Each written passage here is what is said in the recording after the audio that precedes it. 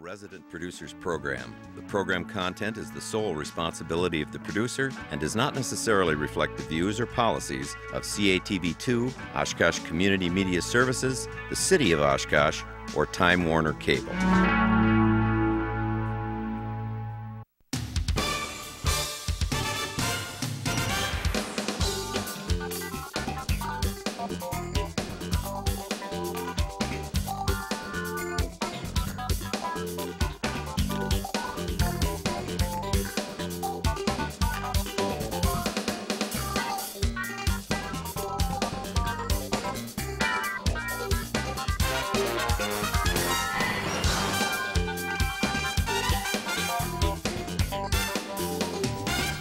Hi everyone, welcome to Ion Oshkosh. Cheryl Hentz along with Dan Rylance, and we're very pleased on this edition to be joined by two gentlemen from the Department of Transportation here in the state of Wisconsin. We're going to be talking about primarily two issues tonight. Number one, the Highway 41 road reconstruction, and the second thing is the downtown Main Street road reconstruction. So to my left is Bill Bertrand, and he will be our primary source of information for the Main Street reconstruction. And to his left is Chris Schuler, also with the DOT, and Chris will kind of be our wingman here for the information on the Highway 41 project. So welcome to both of you. Yeah, thanks very much for being here. Thank you for having us. Okay, so I'm not sure where we want to start, but since you're right here, if we can just kind of jump into the Main Street road reconstruction. Now, recently you guys did two different public sessions here in Oshkosh, right? Or was it one? We've had two public meetings. The first one we actually held in the fall of 2007. Okay. And then we had the second public meeting just this past month, about 3 weeks ago. Right, sometime in November, I think Correct. It was.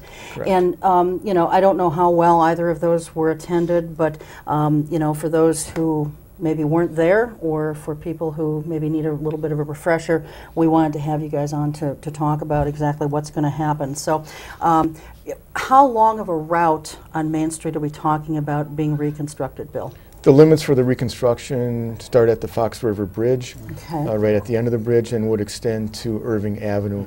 So roughly 0.8 of a mile. Okay. It will be throughout the business improvement district in the downtown area. Okay. We will be not only replacing and reconstructing the roadway, but it'll also include the sidewalk. It'll include the storm, sanitary and water, sewer as well within the roadway. So that they're looking at this as replacing the entire utilities along the corridor as well. Okay. All right. Now, when is it going to start? We don't have an exact date. We know it was 2010 construction. Okay. It will be let to bids for the contractors in December of 2009. So as early as they are able to begin work in 2010, okay. They will be out there, and we expect the construction to last for, well, we're saying, an entire construction season. So probably until October, November of 2010. Okay. Starting in the spring then? Starting as early as possible in the spring and lasting into late fall. That's actually not too bad, considering the size of the project, right. And you know what you're undertaking there. There's a lot of work to be done, and we've told the public at both public meetings so far that they can expect it not almost to look in some aspects like a war zone instead of a street, because you're going to be looking at the sewer going in to be, I mean, in some cases, 10 feet plus deep. So there's going to be trenches all the way through. What we are going to do in acknowledgement of the fact that it's obviously through the downtown area is try to maintain the sidewalks as much as we possibly can. We'll probably cut about 3 feet behind where the new curb and gutter will go, and try to maintain the sidewalk to allow pedestrian traffic to the businesses as much as possible okay. during the construction project.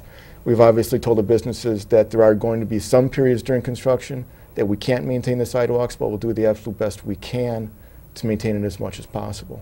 Well, one good thing, you know, about our downtown is we've got a lot of, so many of the businesses have rear entrances as well as Correct. entrances right on Main Street.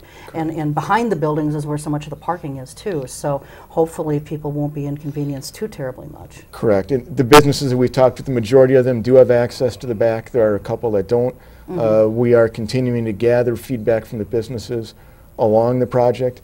And one of the things that we talked to the businesses at the public meeting about was encouraging them to give us feedback if they do not have an adequate back access, so that we can make sure to provide accommodations to them during construction. Okay. What's the cost of the project? The cost at this point, I estimate is about $5.8 million. Okay. And at this point, the popular question is how much is the city of Oshkosh responsible for? And of that, roughly, we expect about $4.2 million is borne by the city of Oshkosh. And we separated that. The segment of the project from the Fox River to Algoma Boulevard is also marked as Highway 45. From Algoma to Irving is a local street.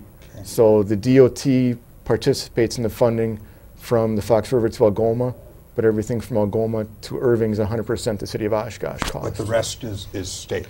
We are participating in that. The sanitary and water is being replaced is the city cost, but the street construction itself is the federal and state money. I have a question on the contract, probably a dumb question. I've been involved in construction as a young kid, and when main streets were done in towns that I was familiar with, there was an incentive in the contract to finish early, and there was discouragements or penalties for not finishing on time. Is anything like that done in contracts now? We do have, certainly on every contract, and Okay. we set up it based on what we expect the production rate, Okay. or how fast the contractor can work on a project and complete it. If they go beyond that, certainly there are penalties associated with that or damages associated with that. As far as incentives goes for completing early on a project in the downtown area, we've had some discussions with the city officials if they would want to put city money or local money towards an incentive type clause, but it would be local money that would be put toward that for the completion of the contract early. So that's a decision that Oshkosh officials are discussing and have not made a final decision on. Have you yet run at this into point. that in other cities where they did throw a little kitty to finish early on a main street? Or? It's been an option. On projects I have been involved in, the cities have chosen not to, Yeah. but it is an option on downtown projects. I was involved in one in Fargo, North Dakota, Main Street, and the incentive was really a lot, and they finished like 2 months early. The businessmen were happy. The contractor was happy. It was amazing. I mean, it was. They were working Saturdays, Sundays, you name it. And It's a tool that's used. Yeah, Definitely a tool. It's certainly part of what we try to set up the contract time for is so that it is appropriate for the contractor getting in, working longer hours, especially during the summer, and getting out as quick as they can, recognizing that there is obviously an impact during construction to all the businesses in the area. Visually, what is this going to look like when it's finished? I mean, you talked about, you know, a new paved street and new curbs, I suppose, and gutter. Sidewalks going to be the same width, or are they going to go in a little? Or? The design of the project is kind of based on a streetscaping concept that the city of Oshkosh had a consultant develop about 7-8 years ago. The idea is narrowing the driving lanes up a little bit, narrowing the parking lanes up, and providing a wider sidewalk and terrace area. The proposed or the new sidewalk and terrace area will be anywhere from about 12 to 15 feet from the back of the curb to the building fronts. So there'll be an opportunity for pedestrian traffic to promote a more pedestrian-friendly area for the downtowns and to encourage and develop the business down in that area. There will also be some streetscaping features incorporated within the project. We are looking at a colored stamped brick paver pattern along the back of the sidewalk. Okay. We are looking at decorative streetlights along the corridor that we've worked with Oshkosh on. We also are finalizing and still talking about some other, you would call streetscaping or aesthetic details, such as park benches, garbage cans, I mean a few other things along those lines, and also trees along the street throughout the entire corridor. One of the other features that we'll be looking at also to promote pedestrian safety, I mean as well as bicycle safety in the area, would be looking at incorporating some bump outs which basically would be at intersections, but also some mid-block pedestrian crossings. There would be 2 bump outs proposed between in the 400 block, 2 bump outs in the 500 block, and at this point we're still in discussions about whether or not we would have 1 bump out in the 600 block, or possibly there may not be any bump outs at all in that block. But it would give an opportunity for pedestrians to have an opportunity to cross the street to businesses in between the intersections and promote, again, a more safe corridor. The narrower travel lanes will slow traffic down a little bit, again, and provide more visibility for the pedestrians out along in the business improvement Still district. parking on each side. We will still maintain parking along the street. There will be slightly fewer number of spaces in certain areas, definitely due to the including the pedestrian bump outs. The city has actually been very proactive in the last several years, looking at developing parking within the bid area in anticipation of the Main Street project coming up. So when we look at what the city has actually developed in the bid area over the past several years compared to what will be lost for parking spaces with the project, it's pretty much a wash overall. How about bike lanes? We will not be planning bike lanes. The bike route through the city of Oshkosh area does not go down Main Street corridors. So. Okay. As far as the bump outs go, Bill, you know, yeah, they're neat to look at from an aesthetic point of view, but are they really practical in our, climate, having to plow streets and so forth? So other communities have them, and really, we've got some too, yeah, but the benefits really of them are you're looking at decreasing the distance that the pedestrians have to cross the street. So that they're certainly promoting pedestrian safety. Certainly, I mean, it does present some challenges from a street maintenance standpoint in the winter, but other communities do have them and have changed, again, and been able to handle the winter maintenance aspect of it. no roundabouts going in downtown, though, right? No roundabouts downtown. I was going to announce that tonight. That's a popular topic. Certainly, I mean, roundabouts are a recognized safety improvement Yes, they at are. every Yep. intersection. But given the tight confines of the buildings in the downtown area, it wasn't practical. I knew that. I just wanted to throw that out there for you. Okay, so why is it necessary? I guess that's a good question. Really, the reconstruction project is due to the aging pavement that's out there, which was constructed originally in the 1950s. A lot of the utilities underneath the roadway are actually, some of them are up to 100 years old.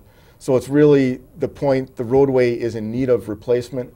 A lot of the streetscaping features that are going in are an opportunity to make the new street more inviting for the business community down there. But the need for the project is really driven by the age of the pavement and the aging infrastructure, as we would call it, underneath the pavement. Okay, all right. One of the things that we heard a lot about with respect to our floods this past June was, our sewer system and so forth. And, there's been a lot of talk about how some of our sewer systems, the pipes are too small to handle the influx of water. Will as you replace these sewer systems under Main Street, will they be the same size, or will they be bigger, or do you have some information about that? The sewers were designed as part of the project so that they will be appropriate for the volume of water that's out there. The city of Oshkosh has actually made some changes within the sewer system as part of our project to improve the drainage out in the area. The direction, I guess, of the flow really from Algoma, I believe, all the way going down to the Fox River. The sewer was actually traveling in kind of a misdirection pattern within the city area. So the city has taken the opportunity to take a look at revising their sewer to drain it more appropriate to the way that the lay of the land flows out in the area. Okay. So it will be an improvement in that respect. And certainly, we are looking at the size of the sewers to be appropriate for the water that's out in that area. In my professional work, which this isn't it, but I know I've done a variety of stories on road reconstruction in different downtown cities and so forth. And one of the things that's always fascinated me is how the DOT and the city or the bid districts or whoever it may be work together to continually update the citizens in town as to, if the rerouting is going to change, you've got to take a detour. If something's going to change from time to time during that construction phase, you know, you've got a website or whatever that, whether it be on the DOT's website or the city's website or the bid district's website, wherever, it constantly will update so that people know, okay, on this day, I'm not going to be able to get from point A to point Z by going this route. Will you be working with the bid or the city or someone from downtown to do something like that? We have actually already been meeting with the bid monthly at this point. The bid has organized, and a lot of it is we decided, or looking at with the bid, how to communicate and get the word out to the businesses, to their customers as far as what's going on. We're looking at having weekly meetings during construction. Okay. The bid has established block captains, which is basically one business owner on every block that will be responsible for attending these weekly meetings. They would then be responsible for communicating everything to the businesses within their block. Okay. We have had about 5 meetings thus far, started last summer, and look to be ongoing through the start of construction. We have had some discussions with the bid, and right now the bid on their website, we've gotten them basically a layout from the last public meeting that we just had, as far as so they could post it on their website. Okay.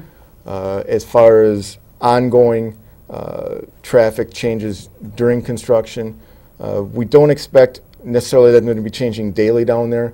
Obviously, at this point, we recognize that there needs to be some cross traffic, some cross streets maintained during construction. Sure.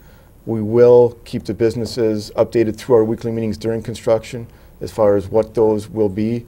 And I would envision also the bid website would be used by the community in order to get the word out as far as what that would be. Okay. Because I know what you guys have done with Nina in the past, and what you're doing right now with the city of Appleton as far as the College Avenue reconstruction. Right. You know, it's good because you've got something on your website, the city's got something on theirs. You know, the private sector in downtown Appleton, right, they've got their website that has maps and so forth on it. It's really kind of a cool thing. And certainly at this point, the concern from the businesses is what access is going to be maintained during construction. Some of those details we're still working through.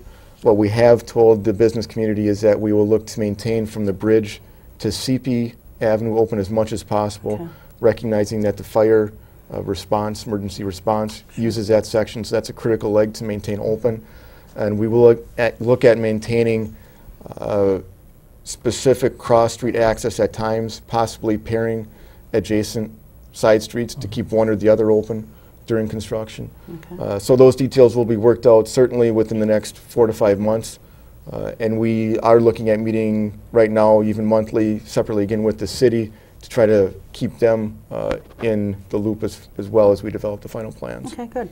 Anything else for Bill on Main Street? This is cement, right? It will be concrete, correct. How thick?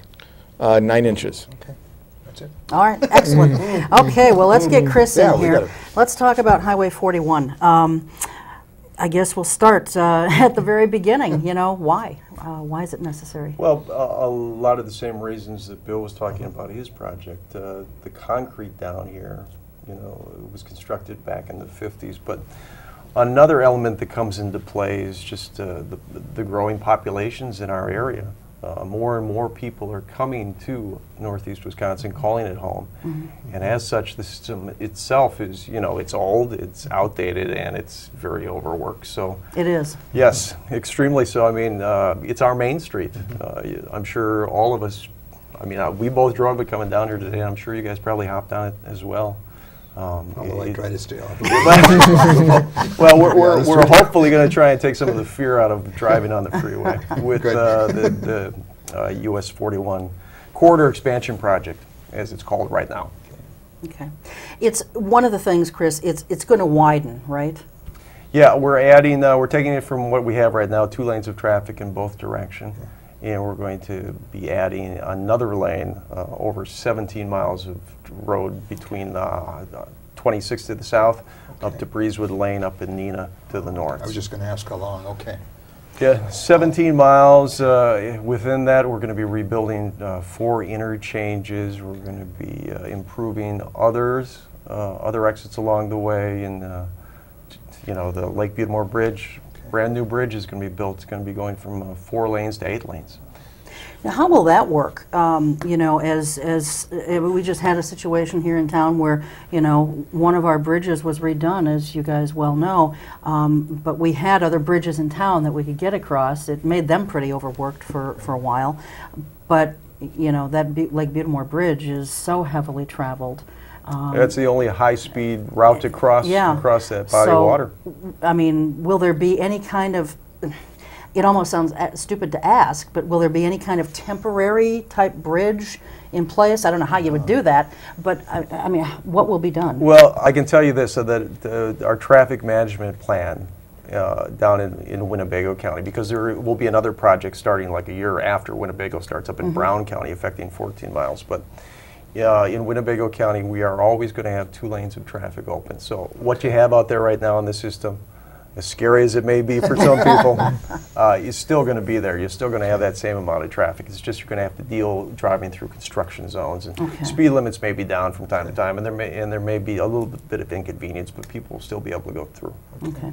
Well, I wasn't sure if you were just going to build a brand new bridge and then tear down the, you know, like they did. You're on talking about a ferry or something. No, like they did on our Wisconsin Street Bridge. You know, they kept that bridge up for the longest time while they were constructing the new one, and then they tore the old one down. Well, exactly how they're going to do that, I'm not. I can't tell you for sure. Okay. Maybe Bill has heard since he's good friends with the project designer. Part of the way is that the new lanes will be on the west side of the existing roadway out there, so they'll be adding earth material out into the Lake Butamore on the west side of the existing. So it's not all on the same location. You'll be seeing the earth being added on the west side as the first order of business kind of out in that area. From what I'm aware, the existing northbound lanes that will actually be left in place will be used for a kind of a multimodal trail across the Lake Butamore. Okay. How much is this going to cost? Yeah, I was just wondering down here. Yeah, hit us. And how long will it last? Well, and when does it start? Well, it's going to start in the fall, as Bill was talking about the expansion. As we started the lane fill on the western side of Lake Butamore Causeway to expand it so we can try and straighten out the highway itself and add those lanes of traffic. The cost itself came out in August, the Transportation Projects Commission, the TPC as we call it, and right now it stands at $443 million in Winnebago County for this portion. You know, but how does we that know break what's going down, on with the Chris, economy. Who pays for that? Generally, when it comes to these programs, it's an 80-20 split. So federal 80 and state 20. Okay. Yep. Yeah. And so the total project is about $443 million. 443. If you factor in what's going to be happening up in Brown County, Okay. you know, we're close to $1 billion. When would this end? Here, Yes. it's a 5-year schedule. It's a 5-year schedule? It's a 5-year schedule, yeah. And it's broken up to 3 segments. Construction is going to be timed, so we get in at certain interchanges at certain periods, you know, and attack the main line, as it's called, US 41 at the same time. Winter stops construction? Boy, Bill? A lot of your bridge construction will be going on through the winter. Okay. Certainly they'll work as late as they can, as weather permits, into the fall and start as early as they can in the spring on a lot of the dirt work. But the bridges, a lot of that will be going through the winter. You know, it's such a massive project. You can do different parts. That affects so many people, so many individuals use that, and so many businesses depend on the travelers and tourists who come off it. I mean, our job is to get in there quickly, get it done, and get out as fast as we can. As fast as you can do a $443 million project. That's supposed to last 5 years. You know? Now, there aren't a whole lot of businesses out there that will probably be affected by this because we'll still be able to get on and off the highway. But you know, will there be constant communication or updates if there's going to be certain lane closures and things like that, so people know how to plan their time? Yes, there will. I mean, you know, by definition, this is coming pretty close to being a mega project when you combine what's going on up in Brown County. And part of the Wisconsin Department of Transportation's mission now is public out. They put a high value on public outreach.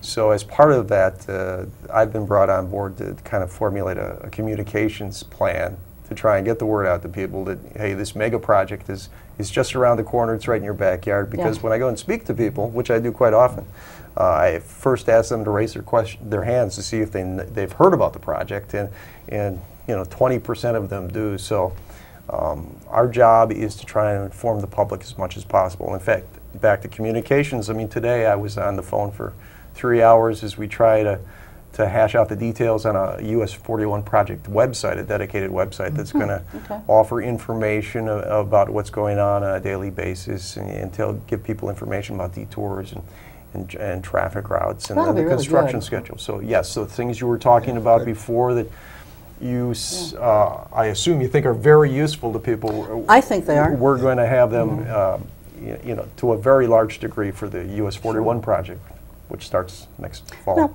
you're always going to have complaints from somebody about something. That's just, that's the way the world is. But I think that things like that are very useful, and any means that you can use to get the word out to people, more power to you. Roundabouts? Any roundabouts? Oh, any? Do you like roundabouts? Let's say how many? How many? Bill loves roundabouts. we have 16 roundabouts are going in Winnebago County. Okay. But roundabouts, as you know, because I know you're a writer as well, and in fact I read an article recently that you wrote about roundabouts. I mean, roundabouts are safe. Study after study shows that roundabouts are safe because people drive slower when they go through there. You have less decisions to make as a driver and less worries also as a driver, because in a conventional intersection, you could be T-boned. You could have someone run the light in front of you and head-on collision. But in a roundabout, you enter, traffic is moving slowly, and you work your way around and you leave. I think the first couple of times you go through one, it's a little weird. I know when I went through one in Neenah for the very first time, I'm like, what in the world is this? I mean, I knew it was a roundabout, but it's like, this is kind of a weird thing to kind of, get used to navigating in. Yeah, there's but a lot. After you've done it a few times, it seems it's scary when you enter, but if you know where you're going, once you enter, it makes it a lot easier. But if you enter without that game plan, it's scary as heck. Yeah. Certainly there's a learning curve with drivers getting used to them. But the thing that we found actually now, and we're continuing to build more and more roundabouts, continuing to go out to the public and discuss roundabouts with them. The more roundabouts that are open, they actually sell themselves for us better. We found year after year that it's easier to sell things to the public because they can go to locations and see roundabouts and have driven them and recognize the benefits of them. And if you've heard of the Insurance Institute for Highway Safety, the folks who go out and take brand new cars and smash them up every year to tell you how crash worthy they are, well, you depend on them for purchasing an automobile, doing some research. They've done a study looking at intersections, I think 6 months after roundabouts replaced a conventional intersection, and crashes go down, injuries go down, fatalities basically drop off the map. So, I mean, the studies back up that roundabouts are safe. It's just a matter of being exposed to them and using them. Yeah. And one thing I learned in doing that article, Chris, is that it's not necessarily the DOT's responsibility to do the public information once the roundabout is there or as it's being constructed. It's more the city or the county. But I'm sure that you folks would work with the city or the county to help educate people. Well, roundabout outreach is a pretty huge part of our plan for the coming months, actually in the coming years, because again in Brown County they're going to have 28 roundabouts in their project. So roundabouts are the way of the future. So if you haven't driven one, you will. And soon. All right, great. Well, thanks very much to both of you for being here. We appreciate it. At least we didn't have any snow for you to have to drive in today. Well, thank you for having us. And as things kind of unfold and get underway, we'd love to have you back. Thank you very much. About updates. So, thanks again. We're going to take a real short break. When we come back, we'll be joined by Oshkosh Common Councilor Tony Palmeri. We'll be right back.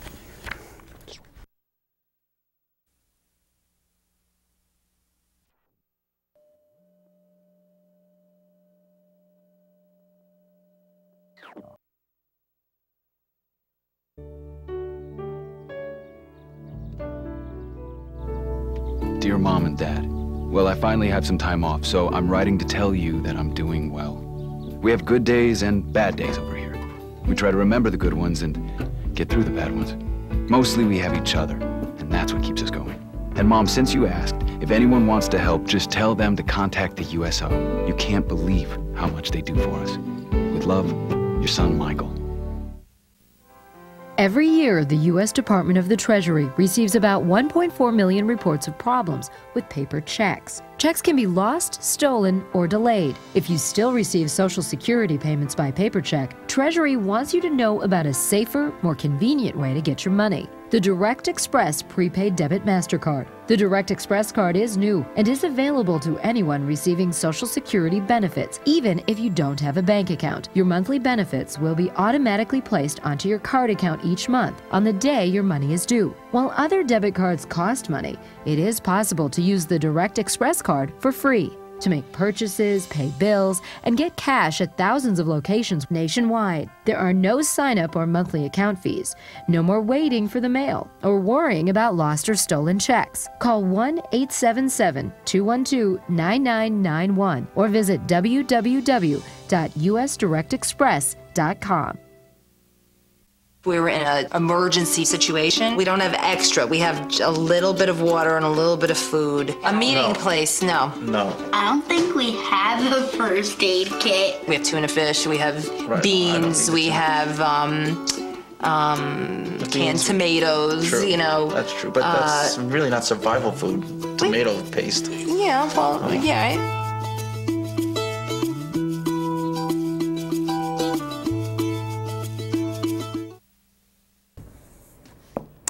And welcome back to the second half of Eye on Oshkosh. We're very pleased to be joined now by a familiar face. He used to be sitting in Dan's chair, as a matter of fact, and now he's sitting on the Oshkosh Common Council dais, and we're pleased to have him here. He looks the same, don't he does. Yeah. no more gray hair in your 2 years on the council. A little more. Well, it's not that noticeable. So anyway, Tony, thanks for being here. Tony Palmeri is our guest. Want to talk about a few different things, starting with the budget. You know, the budget was recently approved, and you know, overall, how much was the budget, and what were your overall thoughts about the budget that was passed? Well, I don't remember the exact monetary figure of that, even though we just did it a week ago. 60-some million, I think. Yeah, $60-some million. I ended up voting for the operating budget and for the CIP, capital improvements projects. But I only voted for them after trying, in what I thought was a good faith effort, to amend them in a way that I thought would make them better. Most of my amendments failed. Yeah, we're going to talk about those in a little bit, some of them passed, but I was trying to send the message out to City Hall that we do need to start doing things differently. And for me, it's less about the tax rate, although that's obviously very important. And it's more about the priorities in our budget. It's more about the kind of imagination we're using in our budget. And we're just not seeing enough of that yet. So that's why I'm glad one of the amendments that passed was for directing the city manager and the mayor to create some kind of budget committee. I know that both you, Cheryl, and Dan have been calling for this kind of thing for a long time. I actually tried to create one through resolution, I believe, in early 2008, and that got rejected by the city council. But this amendment passed, I guess because it didn't specify what kind of... Yeah, I sent through a couple of votes to just let it go and see what happened, don't you think? Yeah, and which is fine. Yeah, and I have a great confidence that the city manager and the mayor will come up with something that will, allow for simply more eyes to look at that budget during the course of the year. That's what I'm looking for.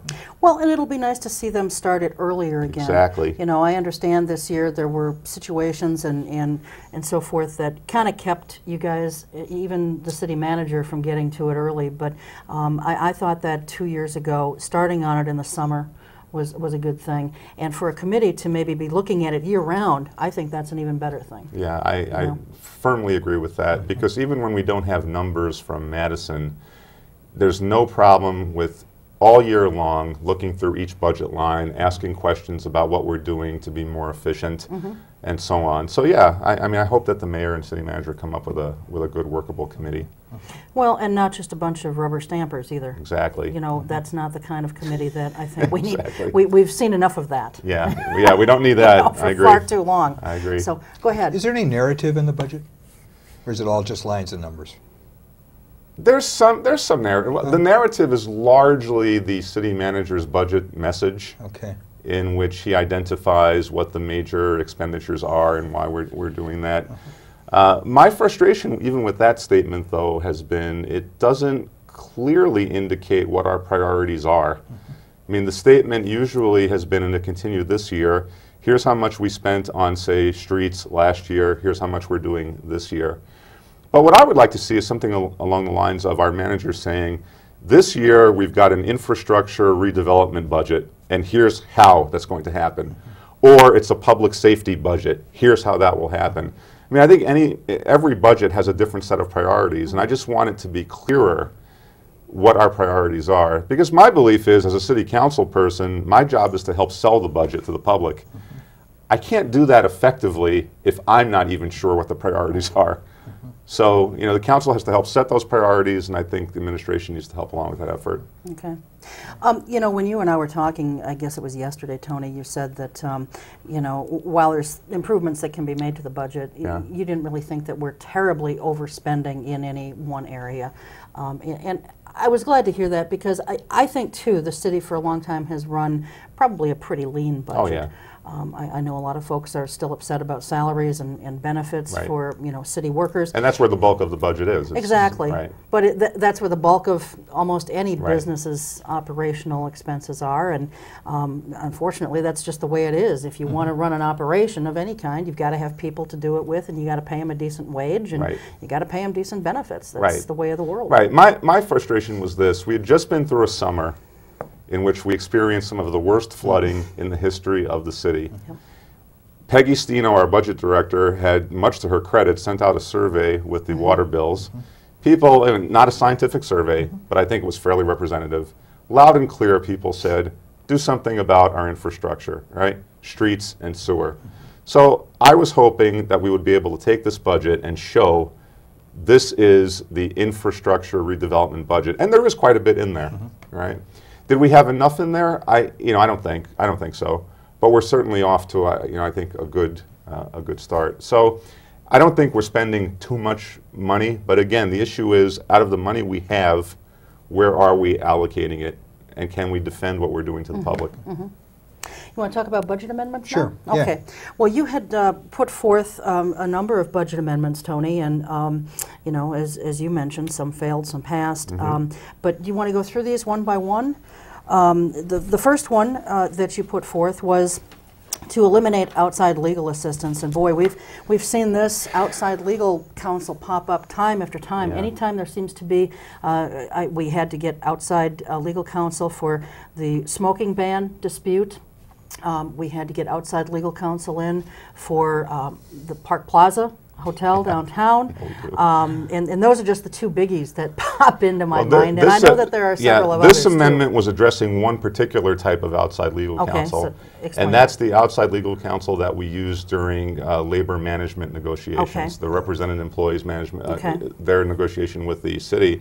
Come to find out that Oshkosh and Green Bay are the only two cities of similar size that always use outside legal counsel for all parts of negotiation, not just arbitration. Turns out most other cities our size do it sometimes. Some cities never use that. So my argument was, we've got John Fitzpatrick, who's our lead negotiator, or should be our lead negotiator, I believe. You know, pretty talented guy. We've got Sue Brinkman, who works with John Fitzpatrick in administrative services.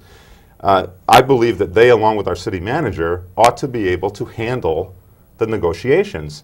And if there's a problem, then bring in outside legal counsel. We start with outside legal counsel, costing us tens of thousands of dollars. But my concern really wasn't even with the cost, as much as the climate that creates in negotiations. Represented employees in the city have told me, or have asked me, why does the city use an outside negotiator? Why can't we start with John Fitzpatrick, or the city manager, or or Sue, or whatnot? So the amendment was simply an effort to say, look, let's start off with the staff we have, and I said, let's put the money we're using for the outside legal counsel in the general fund, so that if we do need it, it's there. Budget failed by a 3-4 vote. And who were the 4 who voted for it, or against it, rather? The four who voted against it were Bain, King, and both Towers. Okay. Yeah. All right. And I think their concern, I think they accepted John Fitzpatrick's argument, which was that the outside legal counsel ultimately might save us money by helping to get us a better deal. With, that certainly didn't happen last time around. No. Yeah, I was going to say, has that happened so far? No, and of course, we ended up in arbitration, which I didn't think we needed to go to, but we did. I mean, I think the outside counsel, who's a fellow named Bill Bracken, is a real talented guy, very competent guy. But as any outside legal counsel, I think his interest at some level is in extending the negotiations. Of course. Right?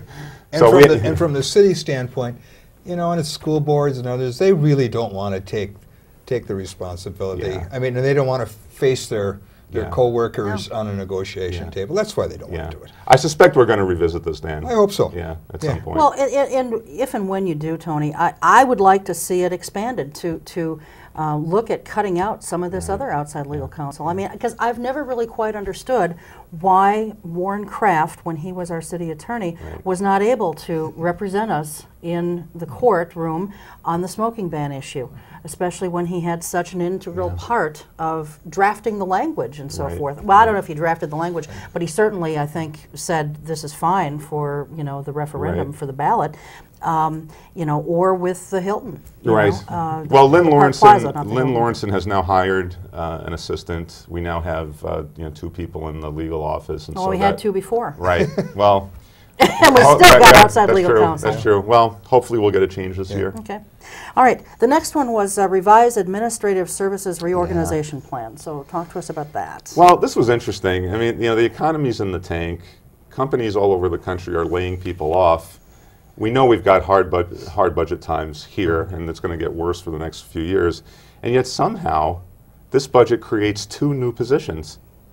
Don LaFontaine, the purchasing agent, had retired.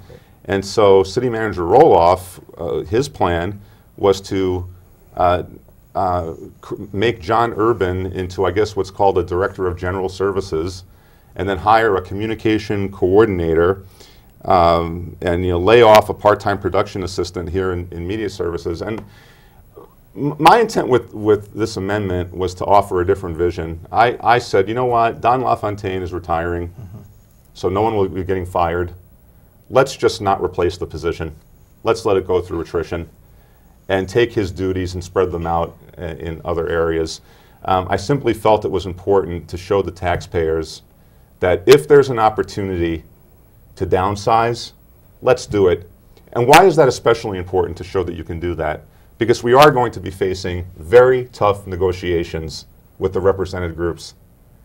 How can we go to the represented groups and ask them to do more, and maybe even face layoffs at some point in the future, if we're not even able to show that we can, through attrition, let a position go? Well, that amendment failed also. I think that was a 2-5. 2-5. And who were the 2 for it? I think it was, actually it may have been 3-4 also. I think Esslinger and McHugh went along with that. And again, it was not done out of any will to get rid of any particular individual. It was, here's an individual who's retiring. We have an opportunity to downsize. I also wasn't thrilled about the fact that this plan lets go of a part-time assistant here in Oshkosh Media Services. You know, I think that position is needed. So, but, you know, water under the bridge, it failed. Council training budget was your third amendment. The third one, I believe, though, oh yeah, you're right. You're looking at the operating budget. Council training budget, the City Council had budgeted $4,000 to itself for training purposes, and what my amendment tried to do was take that $4,000 and give it to the Department of Community Development to use for sustainability initiatives, hiring interns or whatnot. And my rationale was, as a practical matter, there's no way anyone on the Common Council is going to use money to go for training. I mean, I can see the headline in the Northwestern right now, Common Councilor traveling on taxpayer dime.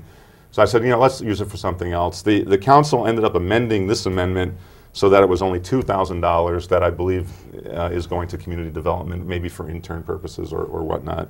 So that somewhat passed. Okay. Community development, speaking of that, yeah. I just got to share with you, you know, we've been having different folks from the city on, talking about different issues, and we had extended an invitation to our Director of Community Development, Jackson Kinney, to come on the show and, you know, talk about their nuisance abatement program and, you know, things like that, and you know, how they go about doing building code enforcements and Sure. and this kind of thing. Because as we've seen at the council meetings, people are really upset about, you know, having people from the city run around taking pictures, and then they get this junk in the mail with these pictures and that kind of thing.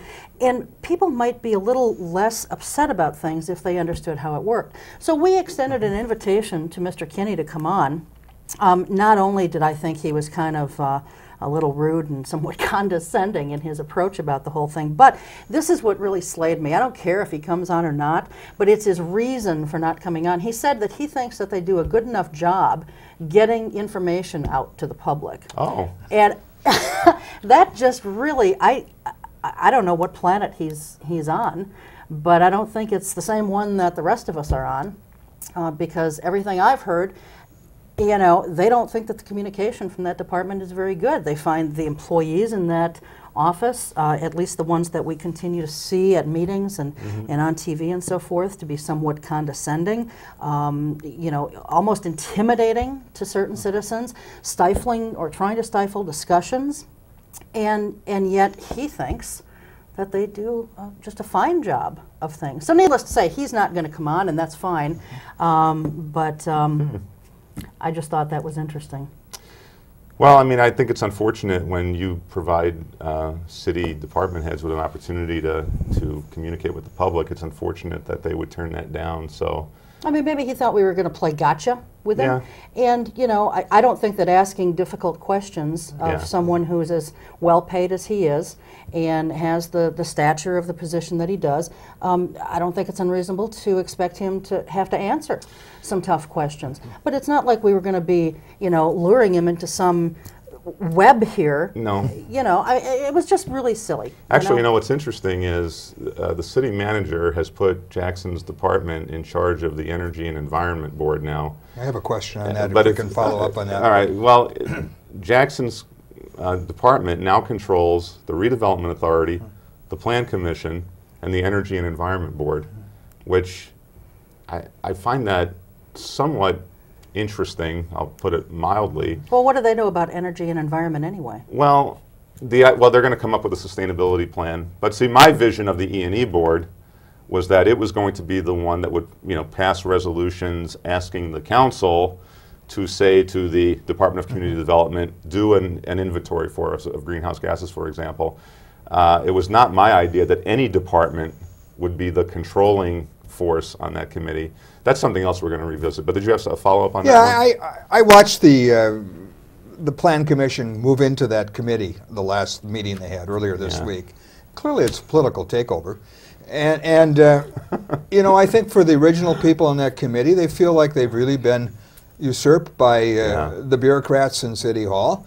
And I think it's disturbing. Here is a group of young people primarily that have really good ideas, and I guess it's the city manager and the rest are thinking, we don't trust these people and so we're going to put the old timers in there and we're going to control this. And clearly the tension at that meeting earlier in this week was very strong. It's like, well, you know, and they're telling them how they have to write this and what we're, you know, and I think that's unfortunate. I did see some of that, Dan, and this will come back to the Common Council because they're rewriting their charge. That has to come back to the council, and I hope we have a very good debate and discussion over this. What's the concern of Well, I don't know. And what I've been saying from day one is, why is that citizen committee being treated so differently than any other citizen committee? They seem to be viewed by City Hall as a real threat in some way. You know, I think so too. And that's just ludicrous in the first place because, again, like almost every other committee and board and commission that this city has, it's advisory only. So the council can you know, basically reject summarily anything at any time. Yeah, I think what happened is when the committee got started, there was an inference that City Hall, as it stands, does not support this thing called sustainability. And I think the fear was that that committee will basically try and pass resolutions or make statements to the effect that we don't know what we're doing in City Hall. So the effort has been to show that, no, we're all behind sustainability. In fact, we're so much behind it that we will work with this committee. We'll take it over. We'll take it over. So, and I understand it because sustainability is a difficult issue. And quite frankly, if we do get serious about it, it will require some major changes in City Hall. Well, and it's probably going to require some major dollars. It will require some, yeah. But ultimately, the hope is that it will ultimately save dollars because sustainability is ultimately about efficiency. So, you know, I think it's still in growing pains. Yeah. And hopefully over the next year we can work it out. Good. All right. Citizen-led budget committee. That was the fourth one. And this amendment was, and it's interesting. I did say at the budget council meeting that, you know, if there was any hope of me voting for the budget, it would have to be with this amendment probably passing, because I was clearly unhappy with much of what we were doing in the budget. You know, I said to the council, look, can we at least direct the creation of some committee?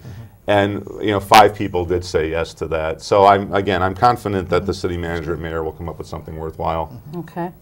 Then we got into a couple of capital improvement program amendments. The first one was to delay the 400 block east parking lot. And this was basically my being responsive to citizens. Remember, we are an at-large council. The majority of citizens were telling me, do we really need to spend $1 million on that parking lot this year? Especially given some of the deep infrastructure needs around the city. We saw that in the summer. Why are we spending the $1 million in '09? And, you know, I thought, I didn't say let's not do the project. I said let's do it after the Main Street reconstruction in 2011. And the council did not go along with that, so we will spend the $1 million in 2009. You know, actually, I thought about this after our meeting. I think the Business Improvement District really blew a golden opportunity here. I think they could have taken the leadership to come up and say, you know something? We believe we should hold off till 2011. And I think that would have built a lot of goodwill. Because what I've noticed on being in the city council, there are many people in this city, for right or wrong, who believe that we have too many special interests who want their project passed at the expense of the entire city.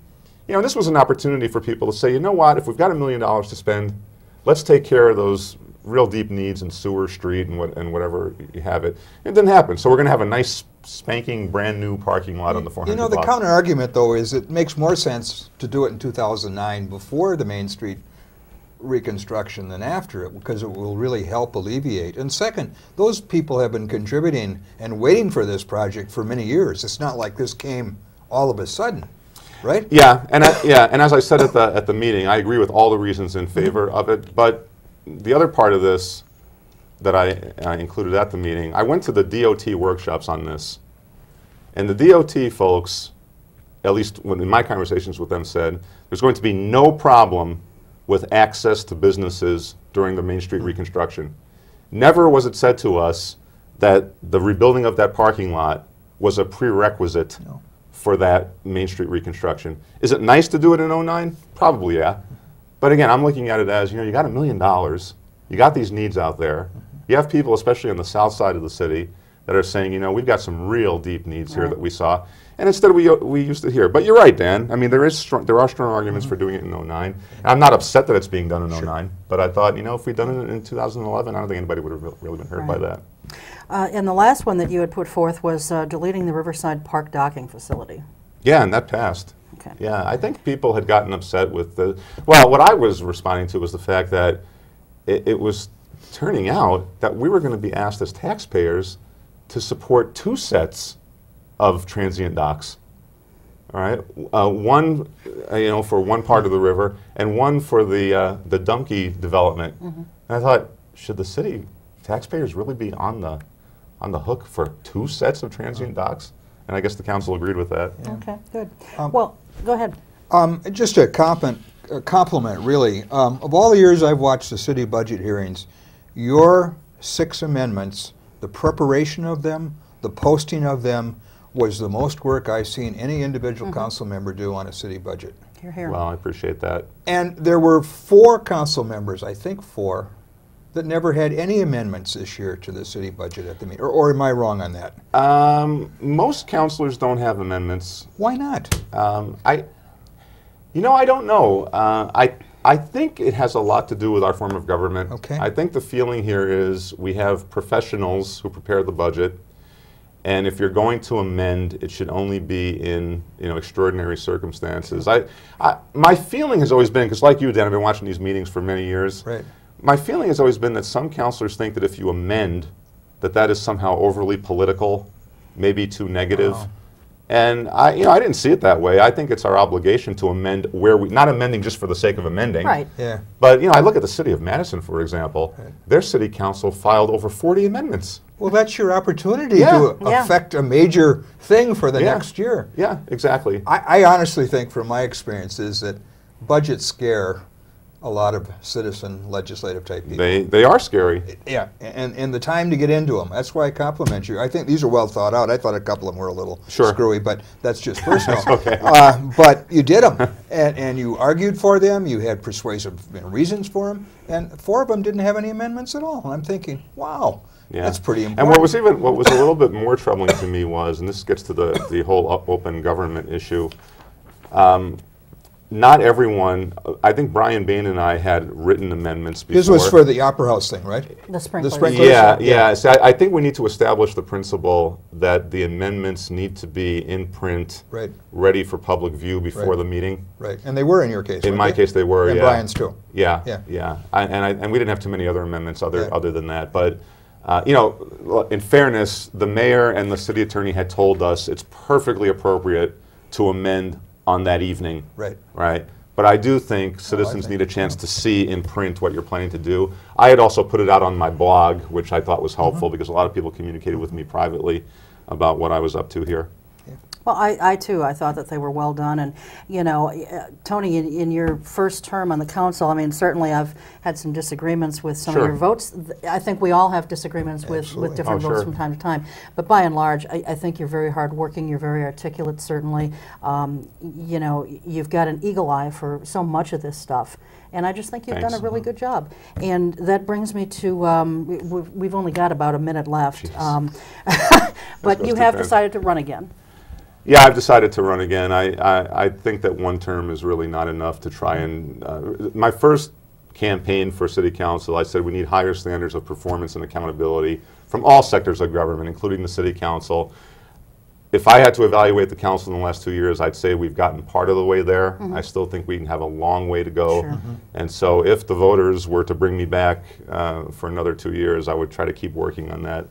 The accountability and performance standards. And that budget committee, by the way, will be a big part of that. Yeah. The rumor is that all the deer in Oshkosh are going to vote for Tony.